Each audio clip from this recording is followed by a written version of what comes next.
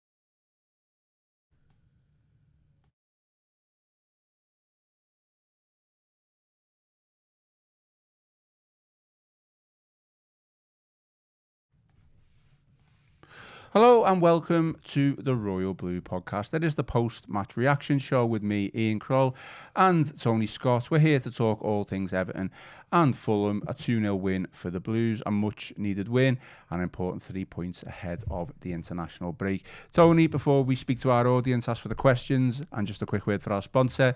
How happy are you? Very happy. During the week, I took some criticism for being ultra positive. I think I've got my just rewards.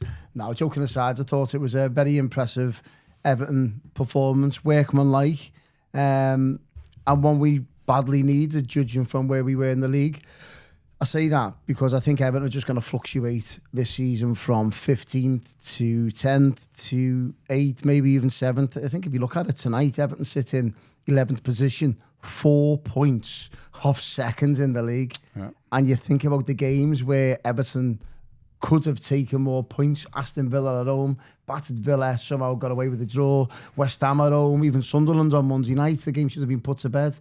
Just imagine you're taking 2 or 3 more points. All of a sudden, you're sitting in the top 4. Is that not where the frustration's coming from, though? Like we've all said it. I mean, I've certainly said that I felt like David Moyes could be getting more out of this team. He could be getting more out of the players that he's selecting.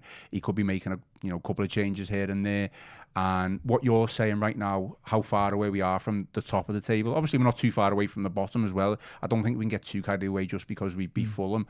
But imagine if we had picked up that win against Villa. Imagine if we had, picked up all 3 points against West Ham. The difference that would have made. Yeah, because it's that centre forward. You need, when you're in games, you need to have a ruthless striker or a ruthless midfielder who's going to chip in with them goals when you're on top in games. Now, Everton today, he disallowed goals, didn't he? See, it's being ruthless in front of goal when you're in them patches and in them moments in games. That's where Everton, when they were on top against Villa, couldn't get that goal to go 2-0 ahead. Same again against West Ham. It could have easily gone the other way again against Sunderland in midweek when we were 1-0 up.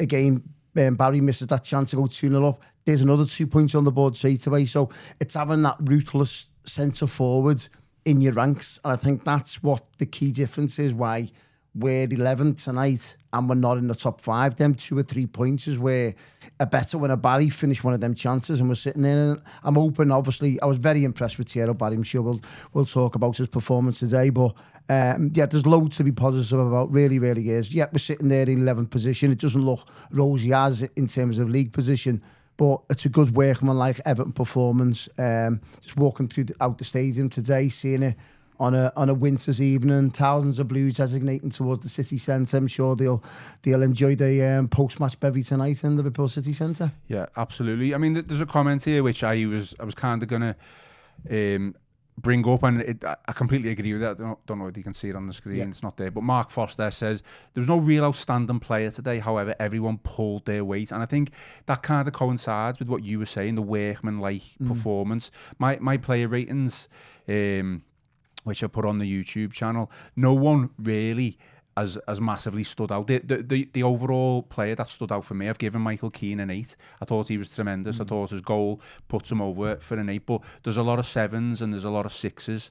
I don't think anyone was a 9 or a 10, and I just think that's getting back to basics for Everton. I think the overall team performance, we had that against Sunderland, didn't we, for the first 20-30 minutes. Today, you know, there was a couple of hairy moments. Obviously, Pickford makes a couple of good saves. Fulham did have 1 or 2 chances. But I felt like today we got an overall performance, not just from individuals, but from a team. And it was workmanlike. It was back to basics. And, you know, I don't think we're quite there yet in terms of where we want to be. But the all-important thing today is the 3 points. Yeah, you're right. I think biggest example of that, I thought Jack Grealish on the ball today, wearing his fluid and wearing himself, but I thought his work rate off the ball was absolutely outstanding. He was chasing defenders, he was chasing fullbacks. His work rate off the ball was fantastic, and I noticed that quite a lot when he was pressing the defenders. I was going, wow, this is a different Jack Grealish from what we've seen all season.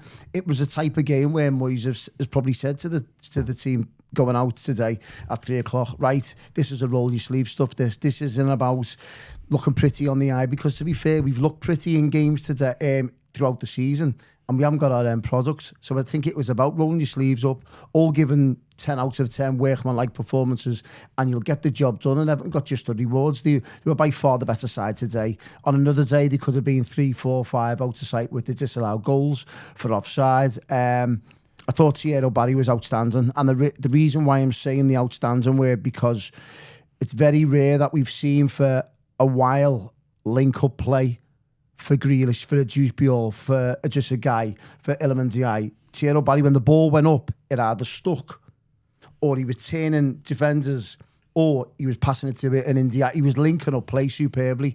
And I think the confidence then throughout the team, they were trusting him with the ball a lot. Because you've seen for large parts of the season, Everton, Grealish and Ndiaye in particular, they've looked up and they may have seen Beto marked or Barry, and they've gone, maybe let's come back and play the easy ball. They've looked at Barry today, and the longer the game was going on and Barry's confidence was soaring through the roof, they were trusting him with the ball, and he was laying it off. I thought it was a very impressive performance. I think I'd go as far as to say it was probably his best performance in an Everton shirt. Obviously, he didn't get his goal. I gave him a 7. If he'd got the goal, it probably would have pushed it over to an 8. I think you were absolutely right. His first touch is, you know, far superior than what Beto can offer. He can lay the ball off, and he wasn't giving the ball away too often. And he was going up there and challenging for headers as well. He might not have won every single one of them, but second half, certainly towards the latter stages of the game, obviously he'd come off and he looked frustrated, but he was getting tired. I think you can accept that, and you can understand Moyes' substitution there. Fulham are chasing the game. He thinks, I'll bring Beto on, a few balls into Beto, he might be able to run onto them. So I can understand that substitution. But in terms of Thierry Barry, without a doubt, far better than what we've seen previously. 100% improvement. Delighted for him. I don't think he should feel too downhearted about being taken off again. Standard ovation. And confidence wise, you definitely could see it in the second half. He was just getting so much more involved in the game, and like you say, the players were allowing that. So would you agree, best performance in an Everton shirt? Oh, without doubt. He was my man of the match today. I know Keane was very impressive. I think Michael Keane's probably won more man of the matches than anyone this season. Probably him and Iliman Ndiaye have been sharing it, haven't they? So let's give it to someone who hasn't had it this season. And I'd say, yeah, Thierry Barry for me, I thought he was outstanding. As I've just touched on there, his link-up play, his hold-up play, his running in behind, his chasing, his work ethic. He's done absolutely everything but score a goal, really. But so if you're not scoring a goal, if you're not having that ruthless streak in front of goal, then what else are you bringing to the team? Yeah. And he brought a lot to the team today. Yeah. 50,000, giving him a standing ovation. He just got better as the game went on as well. And do you know what? There's an argument to say, I don't know if I'm right here, but I think, is that the longest a striker has played for Everton this season in terms of minutes in per game? Is that the 79th minute? Moyes normally changes 60, maybe even 70. Well, he did nearly go off. There was a bit of confusion with the substitution. He was, yeah. Obviously the wrong number. It was Adama Traore. He obviously stayed him in on to scene 11. Rossi obviously jumped the gun a little bit. He did put it up on the screen. He's probably seen that substitution. Like we all have so many times. We've seen, hang on, I've seen that substitution. So to be fair to Rossi, he's probably seen and gone, yeah, I know this sub. It's happened so many times this season. Got to be Barry. Exactly, it's going to be Barry. But no, I think Barry deserves to stay on for the 79 minutes, and he was shattered towards the end, doesn't he? You would have thought 2 or 3 weeks ago that Barry would be coming off to a standing ovation. Like that.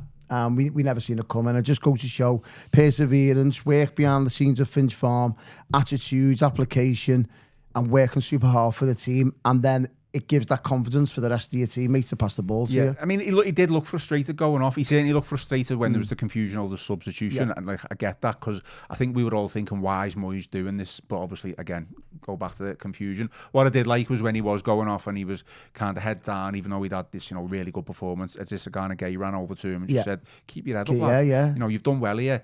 Obviously, barring any injuries or whatever. I know we got the international break, but you would assume and you would expect him to be in the striker position for the away game at United, isn't it? The next one, United so, Monday night. He has played his way into the team for that game for me.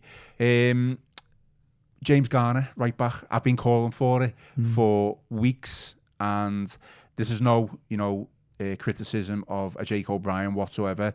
I felt like the balance was there, Tony. Don't get me wrong. I thought James, we got a little bit caught out maybe on the right hand side, but I think from an attacking point of view, James Garner's got to stay in there now. I think it was the perfect game to try it. Yeah, against Fulham. Yeah. Against the Fulham side, low in confidence. Not one of the better teams in the Premier League at home. It's an ideal opportunity to play James Garner in that role. Whether we try it against Manchester United at Old Trafford on a Monday night, I'm not so sure. Yeah, I wouldn't be surprised. And the likes of Brian Mbeumo, you've got obviously Matthias Cunha, you've got Ahmad, just lots of flair in that Manchester United side. So I'm not sure whether Moyes would go with that away from home. I think if we ever got to a semi-final or a final or a big game or away from home, I think Jake O'Brien would be a shoe in there, to be honest. I think you've just got that a little bit more defensive minded there, whereas at home against Fulham, not the best of sides. You're going to be on the ball a lot more. You've got Iliman Ndiaye in front here. Fulham are going to be camped in their own half for a large part of the game. Ideal opportunity to try it. He tried it. Very good going forward. It's better offensively. I'm not so sure defensively. James Garner today got caught quite a lot by Kevin. I thought he got the better of him. I think any decent winger would get the better out of him as well, which I was kind of worried, because I like Garner in any fullback role, to be honest, whether it be left or right. I think he hasn't let Everton down. But I think when there's a tricky winger in front of him, I think he may struggle here, and that was highlighted today. So it was a perfect opportunity to try that from David Moyes today. And I listened, a lot of Evertonians have been... I wouldn't say very complimentary of David Moyes, but over recent weeks to be saying Everton are becoming very predictable and bland, and Moyes is never going to change it, he needs to freshen it up. Well, we all seen that today. We've seen all of a sudden Jake O'Brien step out the side, James Garner start on the right back berth, Tim Rubin him into centre midfield, Thierry Barry keep his place in the starting lineup. Nobody's seen that this week. As very refreshing as well, that was kept under wraps as well. Nobody got a whiff of that team news. And it's great, and that's where it should be. Because if that gets out last night or the day before that, next minute, Fulham are all over it, and they're obviously planning for that. So it's great to go into a stadium today when that news dropped to go, wow, we didn't see that one coming. So fair play to David Moyes. Got his tactics and personnel absolutely spot on today. Yeah, it was the right decision. You could see the difference from an attacking point of view, and the help that he gave Illiman and Dye as well. It was much more than O'Brien's given over the past couple of weeks. And again, that's not a criticism of O'Brien. It's just, I just think James Garner's a natural right back. We've got a comment here from Emma who says, "We've all been calling for it, Ian. You're nothing special." She knows you well. That's fair enough. Fair enough. In terms of the goals, so I mean they weren't pretty, nothing really easy on the eye. Certainly the first goal, anyway. I mean, I think Michael Keane's header comes off his shoulder for the second. Could have been a fourth goal disallowed. Well, I think obviously they did check it, didn't he? Yeah. I think from my point of view, getting back to basics and scoring goals like that, we didn't really change our approach today in terms of what I potentially would have wanted, maybe being a little bit more direct and moving the ball forward. Certainly in the middle of the park, it was still very much the same old of getting the ball out wide and passing to Grealish and Illiman and Dye and stuff like that. And again, I've said it previously, sometimes you'd always run out of space when you get into that final third, and Barry had a header where he missed, didn't he? Yeah. Like that. So the crosses have always got to be pinpoint. So today we scored some, technically ugly goals, if you want to call it. Adissa Garner-Gaze obviously reacted quicker. I think we haven't done enough of that, have we? Reacting to second balls and like the balls for the second goals, even scoring from a set piece. We haven't done that for, I can't remember the last time we've done that, have we? So I think today getting back to basics and doing what a David Moyes side should really do, because I still don't think we're ready to play the way David Moyes wants us to play, if I'm being totally honest. I, even today, like you said, Jack Grealish, he maybe not at his best on the ball, maybe hesitating a little bit when getting the ball and getting the crosses in and stuff like that. But I see that as a positive. To be honest, we haven't relied on a Jack Grealish or an Illiman and Dye to create the assist or score the goal. You're right there, Ian, and I noticed that today. It'd be interesting to see the heat map of Everton's positions today, because I thought Everton played more centrally to Barry's feet. It wasn't as wide as much. They didn't generally 9 times out of 10, when Everton get the ball, they look for Ndiaye, they look for Grealish straight away, because they're our best players, there's no doubt about it. But I noticed there was more balls getting fizzed into Thierry Barry's feet, or he was running in behind. Now, that hasn't been happening this season. Everton have become so predictable. Get the ball out wide, and let's see where we go from there. They'll get us up the pitch, the ball carriers.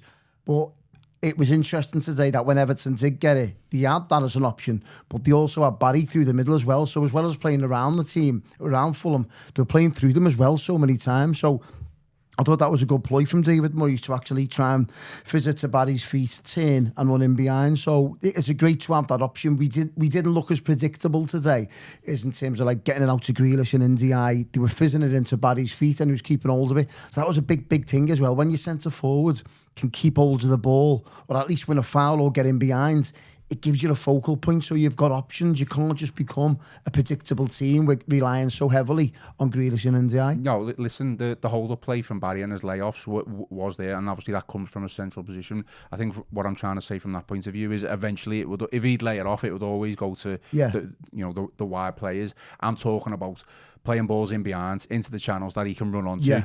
And there was a couple of times where he probably did get in behind, certainly in the first half, and didn't come off. But who cares? I think for one of us, a chance that he may have had or just missed, it was, I think it might have been in the first half, where he just got in front of his defender, where the ball got whipped in the box, and he got in out of space. He did, but it was nice and refreshing to see a centre forward make that run and get in front of his defender, because so many times Grealish and Ndiaye get on the ball and whip balls into the box, and there's no one there. So what we need to, I know it's easier said than done, but for Barry to work on them runs inside the box, for Grealish to release it first time, and Ndiaye to fizz it in, and him to make his runs, because it's another string to our ball. We can't just become predictable and bland in terms of relying so heavily on Grealish and Ndiaye. Let's make them dart and runs in front of our centre forwards. Yeah, and another player who's faced a little bit of criticism the past week or so, or a couple of weeks, is Kiernan Dewsbury. I definitely felt he was much improved today. I still think there's an issue when it comes to his final ball and creativity, but the ingenuity was there from him, and he was a battler today for me. Again, workmanlike. I felt like that's what the whole performance was like. So I'm made up for him, to be honest. Yeah, and he was taken off a Merlin role, wasn't he, towards the back end of the second half. And I was very impressed. And listen, you know what you're getting from Kiernan Dewsbury. You're always getting 100% effort. But I think that was more more the Dewsbury, which we seen early on in the season, where he was battling, he was tackling, he was laying it off, he was linking up with Jack Grealish, and you want him to kick on from here. So I think it'll do him the Wales a good now. He's played in every single game for Everton, obviously, bar the suspension in that game at the Etihad. So he'll have now a week's rest due to international break. So it'll be important for him to be at Finch Farm working on things behind the scenes. So yeah, I thought he played well today. Again, a 7, 8 out of 10 workmanlike performance, lots of effort, lots of endeavour.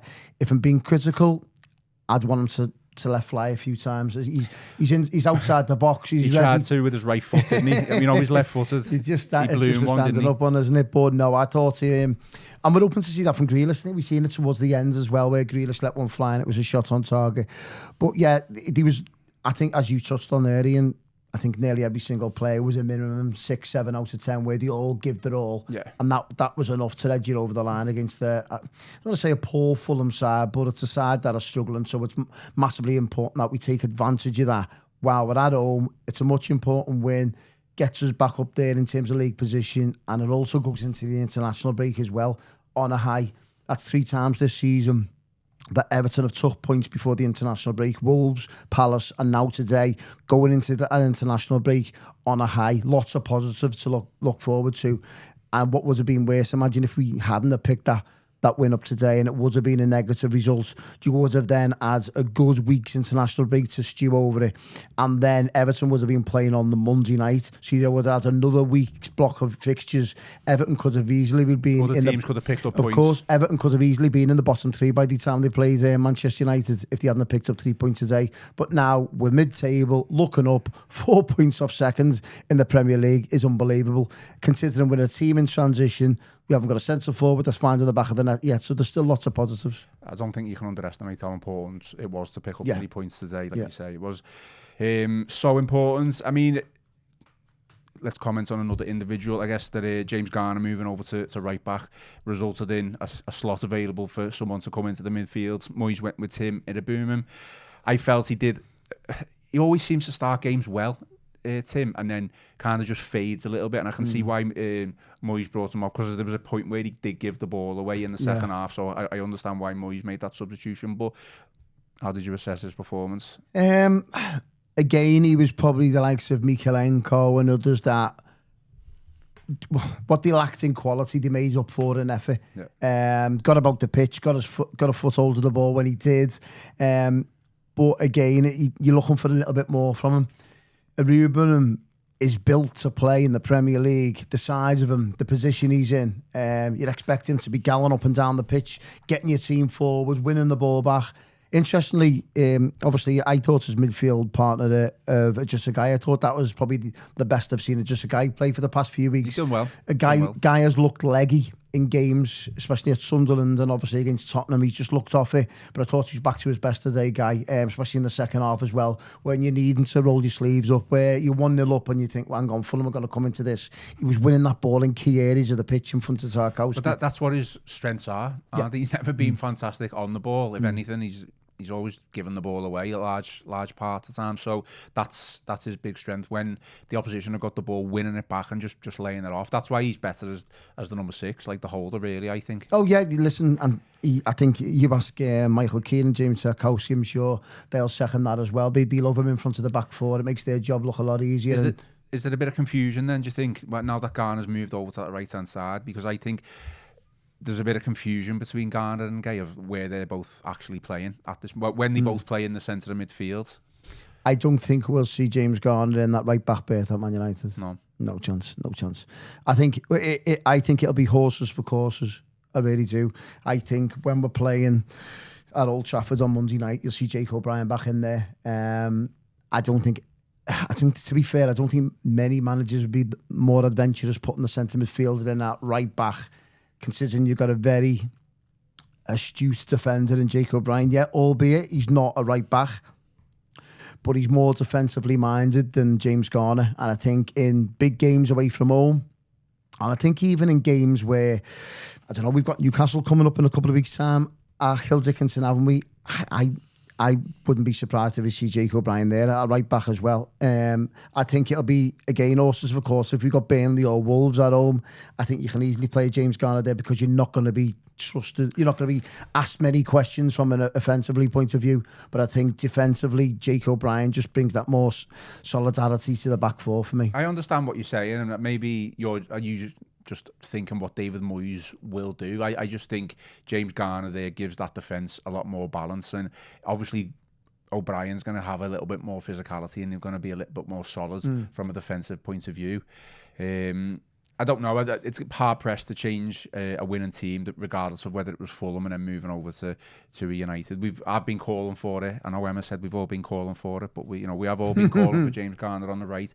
And today I just think it's backed up that that position that he's definitely our best right back in this current squad of players available. Do you think? I just think that now, if you give O'Brien not a rest as such, but he could potentially move into the centre now, take a Tarkowski's position, or if he's not playing well, he's obviously not going to take on Michael Keane's position, but he could potentially rest the Tarkowski or something like that, put O'Brien in there. And if Coleman, I know you go, well, Coleman's going to play 90 minutes, but Coleman can play for Ireland for 2 games in 5 or 6 days.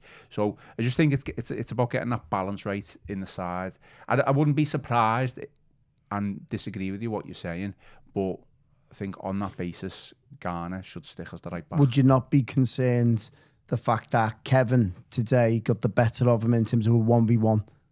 Would you be worried coming up against Mbumo and coming up against Ahmad? That's happened to O'Brien numerous times over the past couple of weeks against wingers who've got pace, hasn't it? But again, we're playing Fulham today.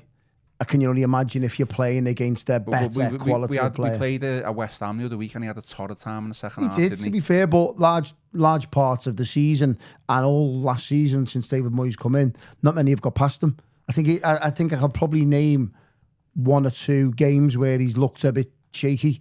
Apart from that, not many wingers have got change out of him. They really haven't, and that's going back to Merseyside derbies and games against Manchester City and Arsenal where he's looked really good. Not many wingers are getting past Jake O'Brien. Listen, I'm not knocking James Garner, far from it. I think he was excellent today, but I just worry about them 1v1 situations. He was up against Kevin today. He got the better of him in 1v1s. Now, you can only imagine if we're playing against Bakary Saka or anyone like that, he could be given a torrid time, and that's where I'm just more concern that I think that David Moyes will be more reliant on Jake O'Brien and then 1v1s. Well, it gives us something to speak about. Of course, it does, yeah. An interesting. But isn't it nice to have them options? Well, how many times for large parts of the last decade it was like once Seamus Coleman's injured, what do we do? Yeah. Ben Godfrey got put there, and it was just a mess. Yeah. It was an absolute mess. We're going. If anything, it's still a mess. It is, but we've got options for that mess. You know what I mean? It's like.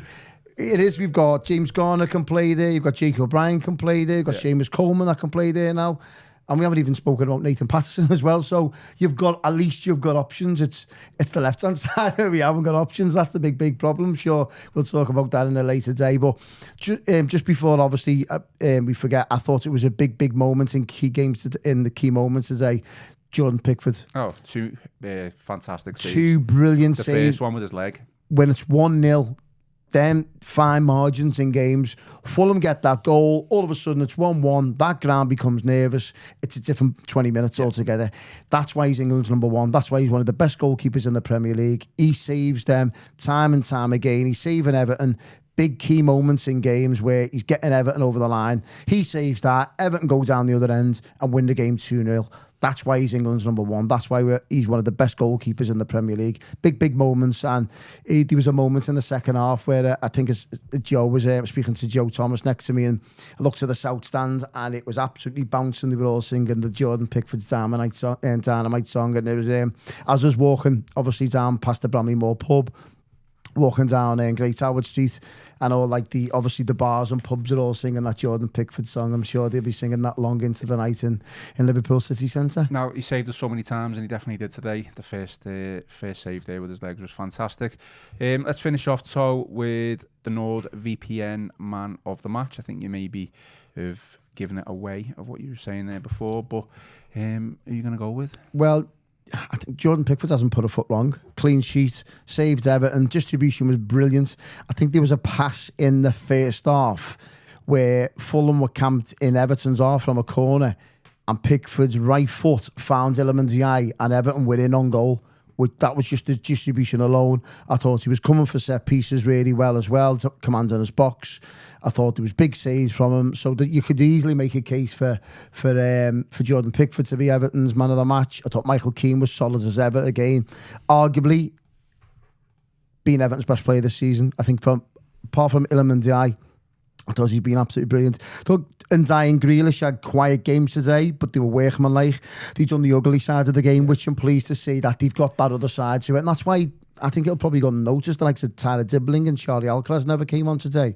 Now, if Tyler Dibling's looking for an example to get a place in the starting lineup, look at the work rate from Jack Grealish and Iliman Ndiaye today. Absolutely outstanding. That's not with the ball. Without the ball, chasing back, tracking back, helping your teammates, pressing the goalkeeper, pressing the defenders. That's what a winger does in this day and age in the Premier League football. So kudos for the wingers there. But for me, Thierry Barry, I thought it was his best game for Everton so far. A pivotal reason why Everton won that game today was by his hold-up play, his link-up play, his running in behind, his running in front of defenders. He gave Fulham's back four a torrid time. He really did. And how many times have we been able to say that our centre forwards has run their back four ragged? We haven't been able to say that for a while. I thought he was exceptional today and deserved a standing ovation. I'm happy to go with that. Thierry Barry is the NordVPN man of the match. And to get the best discounts off your NordVPN plan, go to nordvpn.com/EFC. Our link will also give you 4 extra months on a 2-year plan, and there's no risk with Nord's 30-day money-back guarantee. And the link is in the podcast episode description. Final thoughts then? Yeah, pleased with that. Really, really am. I'm sure we'd all have taken it before the game, wouldn't we? 2-0, clean sheet. Our centre forward playing well.